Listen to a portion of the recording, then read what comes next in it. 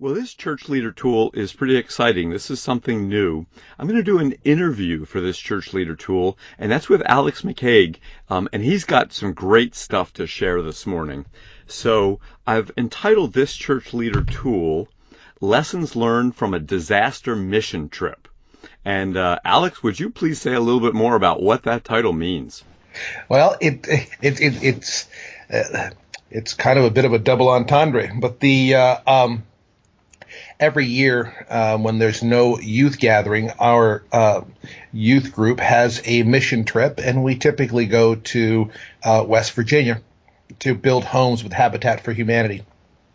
We did that same thing this year, but just a little different. Typically, we've gone to Circleville, West Virginia. This year, they moved us to White Sulphur Springs, West Virginia, where we went to do some work there to build homes with Habitat. A couple of key differences were that in Circleville, we're kind of like in the middle of nowhere, and here in White Sulphur Springs, when we were there, it's an established town. There's grocery stores, there's theaters, there's all kinds of stuff there. Not to mention the Greenbrier Resort.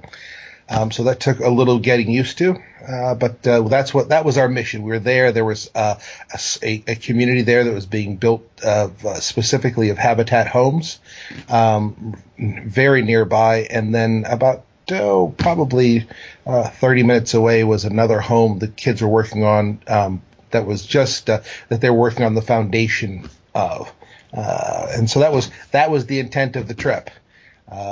We went with another group from the United Methodist Church in Potomac. We had 34 people all together.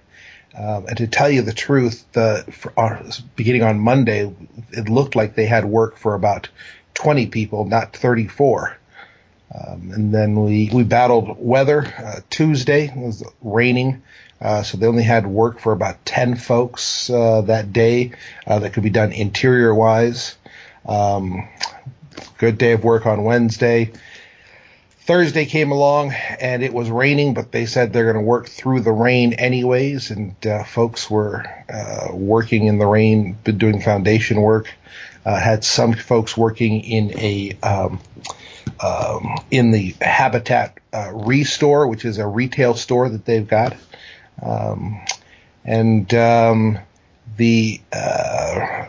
That afternoon, the rain became significant, and we were in the midst of the worst flooding that area has seen in at least 100 years.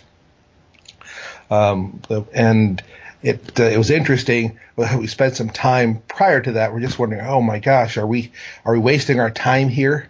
Our youth director, Julie, even had said a prayer that morning that God would make us useful.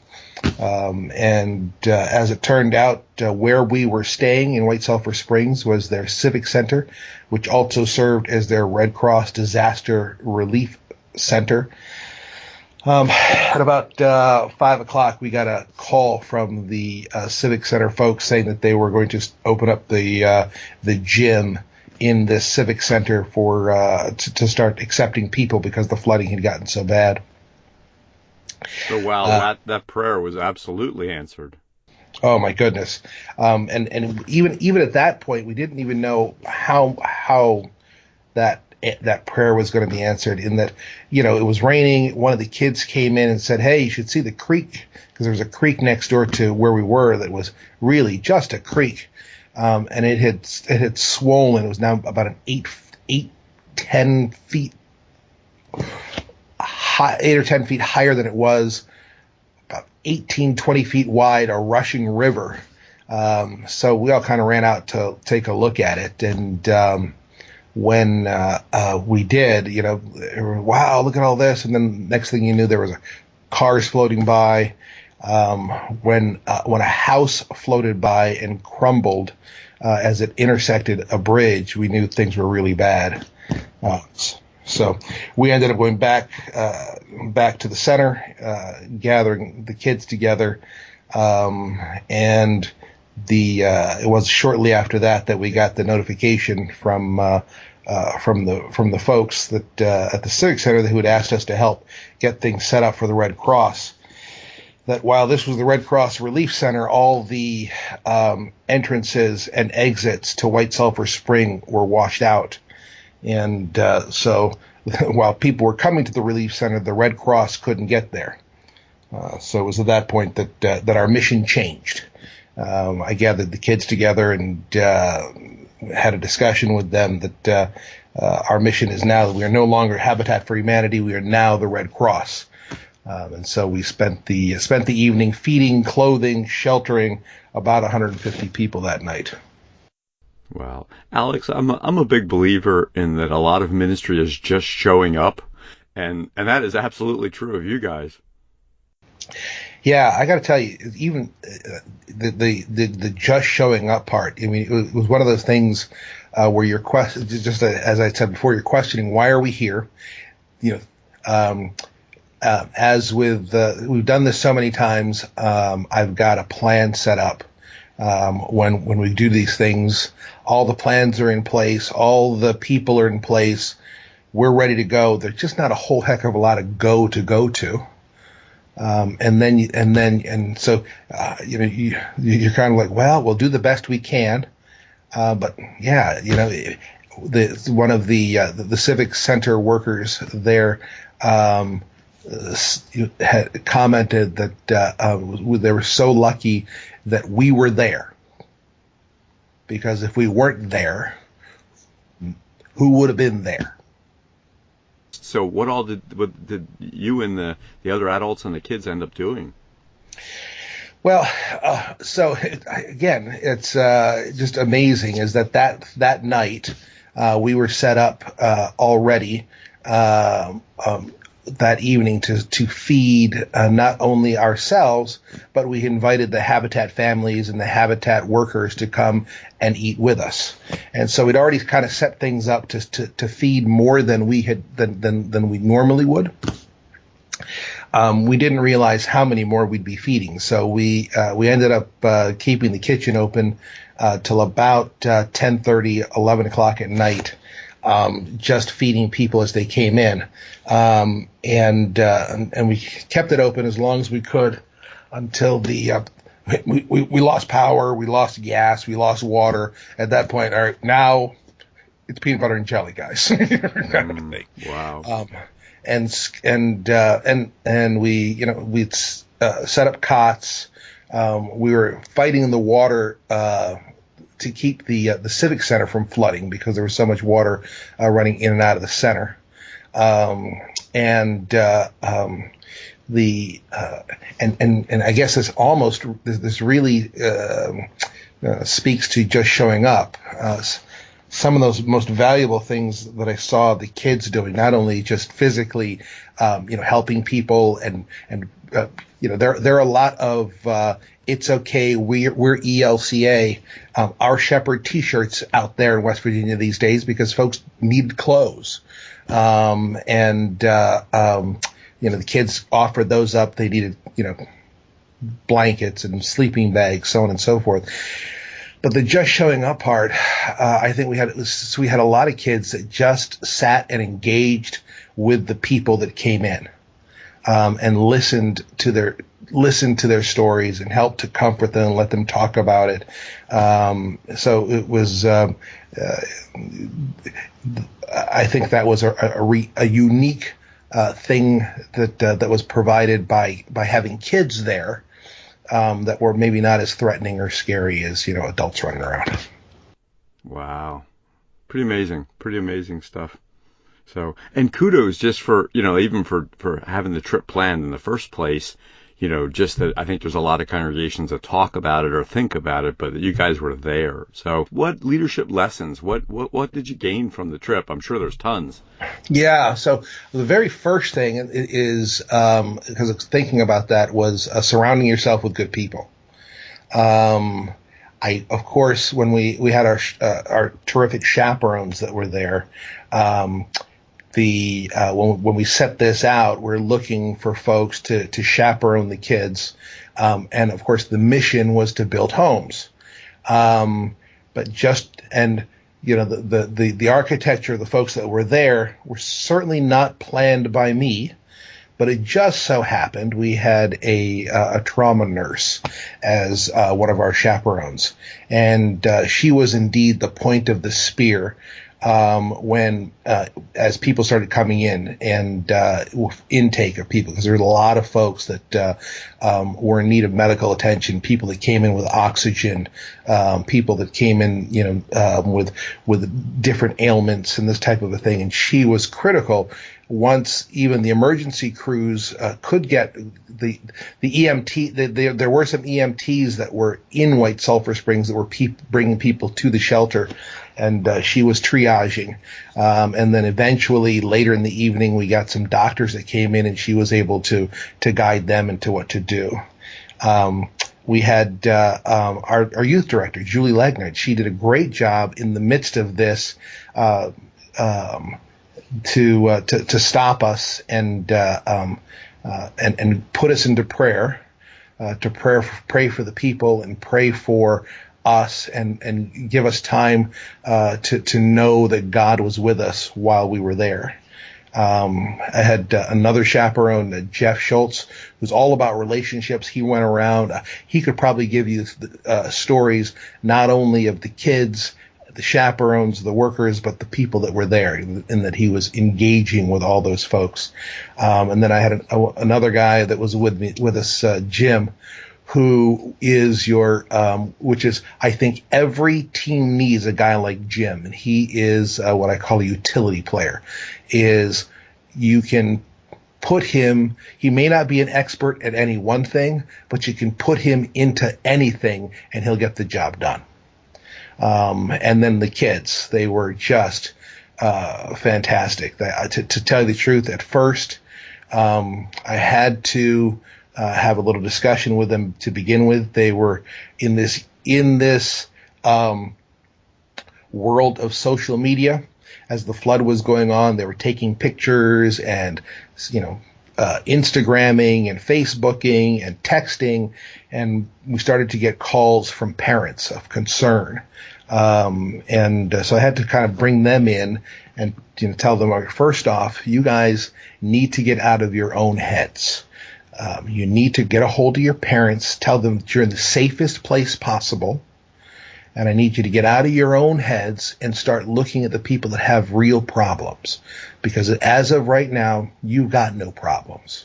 You're in the safest place in White Sulphur Spring. You've got food, you've got shelter, you've got power, you've got everything you need.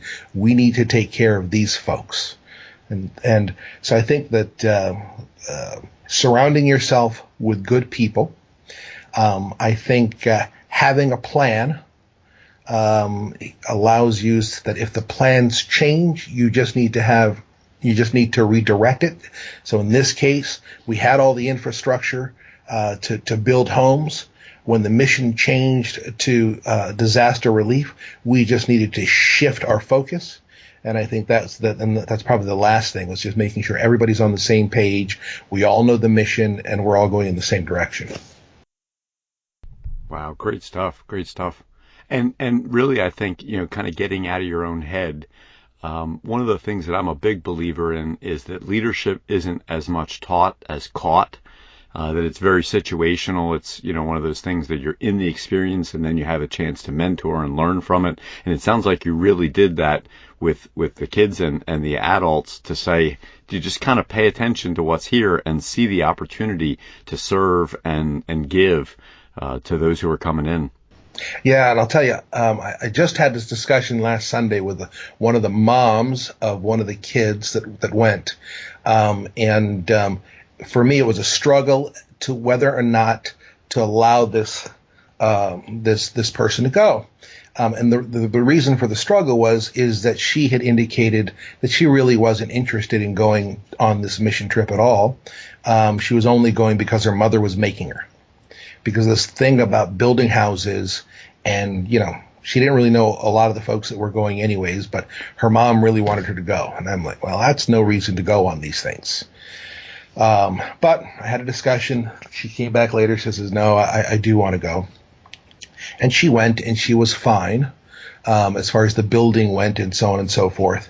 But that night, she excelled.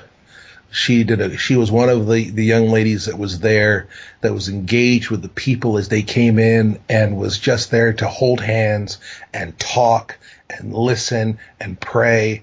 And she was just outstanding. And I told her mom that there indeed was a reason she was there. And these were the gifts she had that she shared that I wasn't expecting that we'd need. And so it really is situational. It's situational, and while it wasn't my plan of what we thought was going to happen, I just really point to that. I go, God provides, right? There clearly was a plan, even if it wasn't your plan. Yeah, I shared this in a bit of a devotion. It reminded me of if you ever saw the movie The Karate Kid, right? And Daniel becomes Mr. Miyagi's sort of gopher boy, right? He's got to wax the cars, wax on, wax off, paint the fence up and down. And Daniel finally gets to a point where he gets upset and he goes, "Look, I didn't come here to be your lackey. I came here to learn karate." And then Mr. Miyagi starts throwing punches at him, and he's blocking him in the same motions of waxing on and waxing off and so on and so forth. And I thought about that in this situation. We had an idea, we had a plan, we were going one way, but in the background, we were being trained for something completely different. I love that scene too. It's like a moment of enlightenment. Yeah. And so you're saying you saw that in some of the adults and the kids especially. Yes, exactly. And that, oh wow, that's why we're here. That's why you're here. This is kind of cool. Yeah. I am curious, what's been the follow-up? What's been the feeling, or what have you seen? You shared about the one girl, but just in lots of the folks who went, what's happened since then? So, well, just before when we left, one of the things that we were supposed to stay till Saturday. When we got up Friday morning, there was access out. And so I rounded everybody up and said, "All right, we're leaving now." And no, we want to stay and help. And so that was the first thing. They didn't want to go. And I said, "That's a successful trip right there, huh?" Yeah, exactly. I said, "All right, I get it, but understand that there's no power, there's no water, there's no there's no sewage. That we can't use the bathrooms here. And if I can get 34 people that are consuming resources out of somewhere that they to some place where they don't need to consume the resources that are here, that's better than staying here." And so they all got it, and we left. And almost immediately, everyone started with, what can we do? We had one young lady who actually started, whose grandmother lives in West Virginia, that was close by, or lives in West Virginia, close to White Sulphur Springs, and she coordinated an effort with our church to collect supplies and monies, and she made 2 trips from our church out to her, coordinated with her grandmother's church as to what the needs were, so we could get supplies and relief help out there. When we'd been in contact with the Habitat folks, and relationships we've made there with folks in White Sulphur Springs, they were overwhelmed with how quickly the response came. And there were boots on the ground the very next day. So in the kids, we have a service, do a presentation at our Sunday services a couple weeks later, and they all talked about how they have changed. That this going through this has made them appreciate their things more and appreciate other people more. I don't think any of us have ever been through anything like this, because while a lot of good was going on, there was a lot of loss. There was one lady that was in the shelter who ended up coding She wasn't doing well before she came in on oxygen and so on and so forth, and she coded in the night. There was a family there whose daughter, 14-year-old daughter, has yet to be found, and we had one, another person that they'd seen that was in a car that was swept away, and that person ended up drowning. It really it affected them all, both positively and negatively, but even on the negative sense, helped them to grow. I mean, one of the things that I was thinking about as you were talking is sometimes church leaders kind of worry about the next generation and what's going to happen to the faith of that next generation. You had a bird's eye view of seeing that faith in your young people. Yeah, and one of the things that I said when I talked to the congregation, I thanked the parents of these kids, because the kids were built on strong foundations. One of the things that I said to them when I said our mission had changed, that we were now we were no longer Habitat for Humanity, we are now the Red Cross. That it is that our mission is now to be that light on the hill. Now go forth and serve. And they had that strong foundation that they knew what that meant. And they really did. So it was as we talked about, as I talked to them about this, this whole thing was about construction, but had little to do with the building of homes. It had to do with to me, for our team, for our group, was the construction of the people in it, the foundations that we had because of our faith, and the support of our congregations in helping to build that, and then more of how we became part of that body of Christ and our place in it, and that continues today, kind of a thing. Wow, great stuff. Great stuff. That's going to stay with me a long time. Thanks, Alex. Oh, yeah. Well, hey, are there anything else that you wanted to share about the trip that we got to know? I would say this, that probably the most significant thing of the trip for me was that the young lady I spoke about who didn't want to go. When we on our way out, we stopped at the first McDonald's that was open, and we had some breakfast, and asked her, are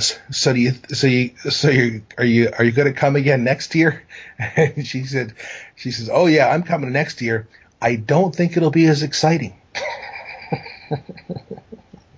There you go. There you go. But when you show up, you never know. You never know. This is true. Yeah. Make sure your youth director doesn't pray that same prayer though, because it was answered. Yes. We know she's got some powerful prayer, that's for sure. Yeah. Well, Alex, again, thank you for sharing about this and just for your leadership with your youth group and the rest of your leaders. It's great stuff, that I think that you put yourself in the place, and the rest of that team is just awesome stuff. Oh, thank you, Stuart. And you know as well as I do that as with any of these things where you're working with kids and you're working with God, that whatever you put in, you get so much more out. I can absolutely hear that. I can picture your face glowing and smiling even as you're talking. It is. Great. Well, again, thanks so much for sharing this church leader tool on this disaster that was not a disaster in a lot of other ways. So exactly right. Yeah. Exactly right. Take care. Thank you, sir.